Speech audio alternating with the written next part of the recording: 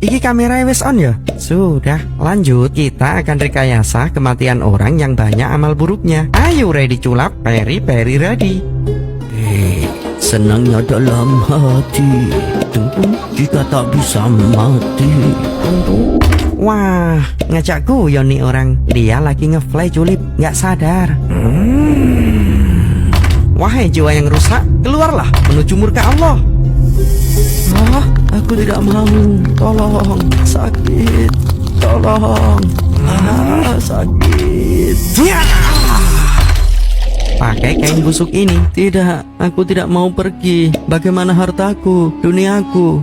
Pakai atau aku hancurkan jasadmu. Baiklah.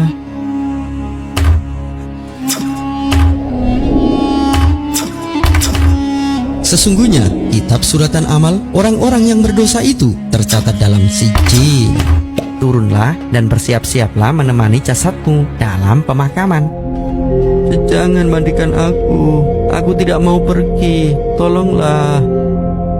Jangan gunakan kain itu. Aku belum siap. Mengapa kalian mensolati aku? Biarkan aku sholat sendiri. Jangan bawa aku ke pemakaman.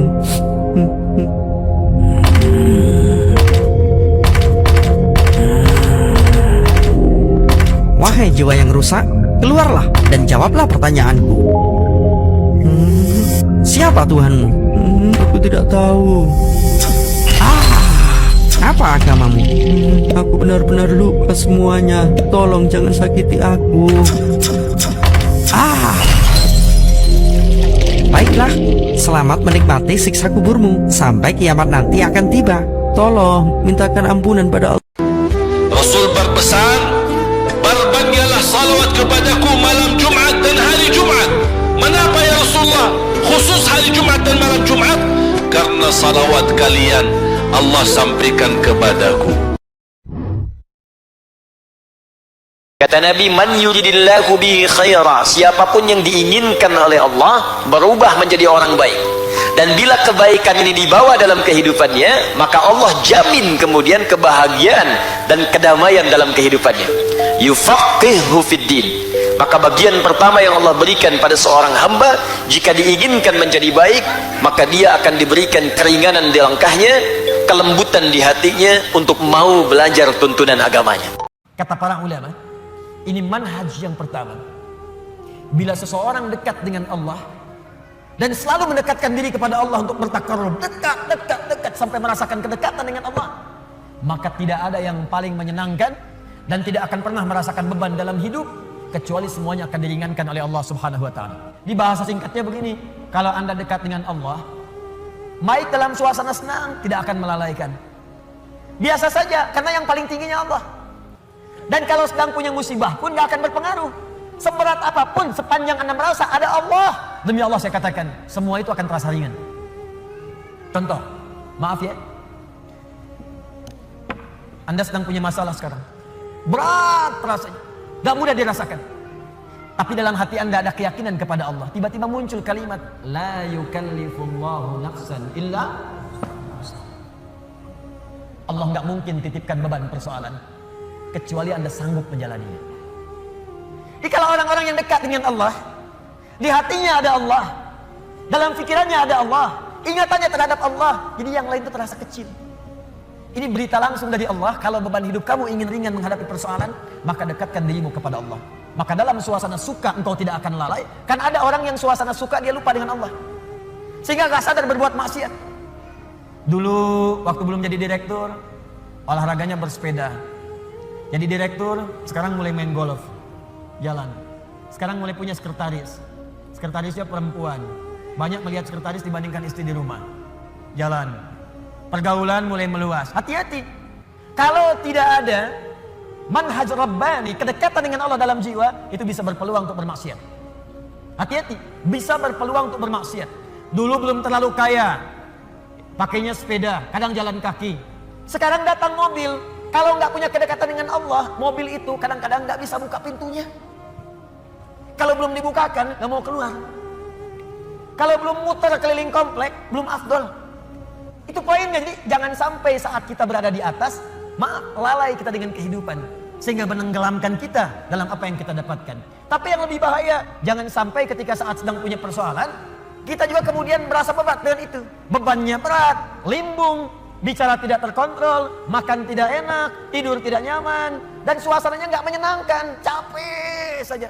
Semua itu tidak akan pernah terjadi kalau Anda dekat dengan Allah Subhanahu wa Ta'ala. Di pelajaran pertama dari surah Ad-Duha di awal ayatnya, berusahalah selalu untuk mendekatkan diri kepada Allah Subhanahu wa Ta'ala. Orang yang dekat dengan Allah, maka akan dijamin oleh Allah langsung hidupnya, baik dalam keadaan suka ataupun sedang merasakan duka, tidak akan berpengaruh banyak pada dirinya, karena yang paling tinggi dan paling menyenangkan adalah kedekatannya dengan Allah Subhanahu wa Ta'ala.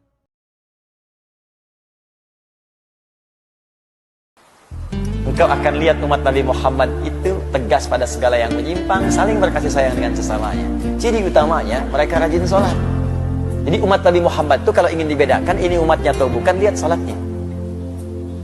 Ini sindiran halus tapi tajam gitu ya. Katanya umat Nabi Muhammad, tapi dipanggil azan nggak mau sholat.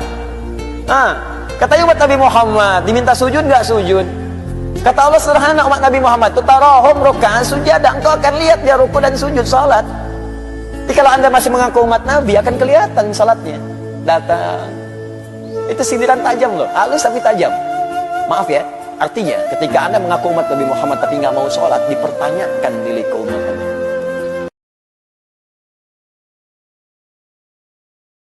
Akhlak orang ketika dia ingin menghadap kepada Allah, masuk ilmu level yang ketiga, itu kadang-kadang ada yang nggak belajar, dikasih oleh Allah petunjuk di hatinya.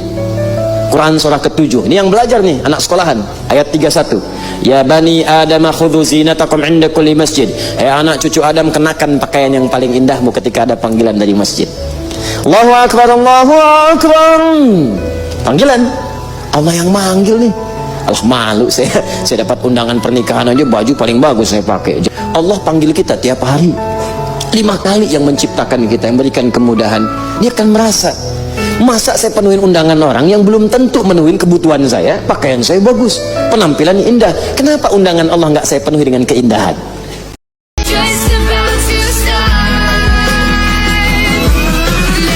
Orang-orang yang malas salat isya itu diantara tanda orang munafik. Isya dengan subuh. Orang munafik ketika mereka masuk ke dalam neraka, munafik itu nerakanya spesial, neraka jahanam. Nah, jadi jangan jadi orang munafik, hati-hati. Munafik itu spesial, nerakanya neraka apa? Jahannam. Ya, dikumpulkan dengan orang kafir. Itu ada di Quran surah keempat ayat 140, paling kiri sebelah bawah di mushaf.